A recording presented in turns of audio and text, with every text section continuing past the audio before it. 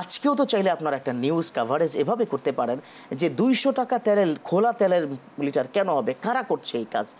যে রমজানুল মুবারক আল্লাহ রাব্বুল আলামিনের পক্ষ থেকে সবচেয়ে করুণা এবং সবচেয়ে বড় একটা গিফট, বিশেষ নিয়ামত। সুতরাং এই নিয়ামত থেকে যে আমরা যারা সংবাদকর্মী আছি আমরা কিন্তু লেখনের মাধ্যমেও একটা সওয়াব হাসিল করতে পারি। চমৎকার। তো সুতরাং আপনাদের যারা এই ইলেকট্রনিক্স মিডিয়ায় আজকে যারা কথা বলছেন আমি তাদেরকে অনুরোধ করব যে আল্লাহ রাব্বুল আলামিন আল্লাহ রাসূল সাল্লাল্লাহু আলাইহি সাল্লাম এই যে একটু আগে হাদিস বলেছিলেন যে 40 দিনের বেশি মজুদ করার ব্যাপারে কঠোর তিনি নিষেধাজ্ঞা জারি করেছেন।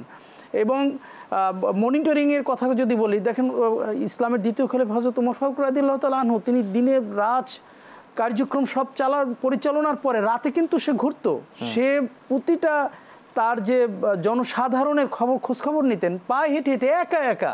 এখানে না, তিনি আরো শক্ত একটি হাদিস বলেছিলেন যে আমি খলিফাতুল মুসলিমিন, অর্থাৎ আমি অর্ধজাহানের খলিফা বা প্রেসিডেন্ট, 12.5 লক্ষ কিলোমিটারের, তিনি তখন প্রেসিডেন্ট ছিলেন।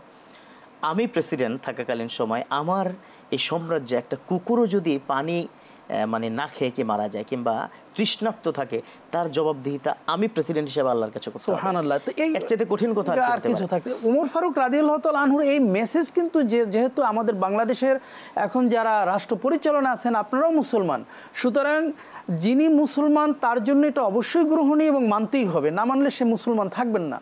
সুতরাং আমি যারা ভোক্তা অধিকার যারা আছেন আপনাদের কাজই তো এই বাজারের এই যে মনিটরিং সেল তৈরি করা, এখানে এই রমজানে আপনারা ইবাদতের কাজ, এটা ইবাদত হিসেবে আপনারা নিয়ে নেন যে প্রতিটা বাজারে যদি আপনার মনিটরিং করেন এবং আপনাদের যারা কর্মী আছেন, আপনারা যারা কি গণমাধ্যম আছেন তারা তো করবে তাদের কাজ, আপনারাও কিন্তু চাইলে এরকম সিরিজ আকারে এই বিষয়টি নিয়ে জাস্ট গভর্নমেন্টকে একটু নখদর্পণে যাওয়ার ব্যাপারটা আপনারা চাইলে কিন্তু ফোকাল করতে পারেন এবং সেক্ষেত্রে আপনার ভূমিকা আমি মনে করি অনেক বেশি কার্যকর। আমি আজকে যারা এই গণমাধ্যম কর্মী যারা আমার এই আলোচনা শুনছেন আমি আপনাদের বিনীত অনুরোধ করব যে আমরা বড় বড় ইফতার পার্টি নিউজ করব ঠিক আছে, কিন্তু পাশাপাশি যে দ্রব্যমূল্যের ঊর্ধ্বগতির কারণে দেখা যায় যে অনেকে পানাহার থেকে বিরত থাকছে, সামান্য কিছু খাবার সে তার ইচ্ছা সাধ্যের বাইরে যে আজকে যদি আমি এটা কিনতে পারতাম আজকে আমার রাতের খাবারটা ভালো হতো, কিনতে পারছে না।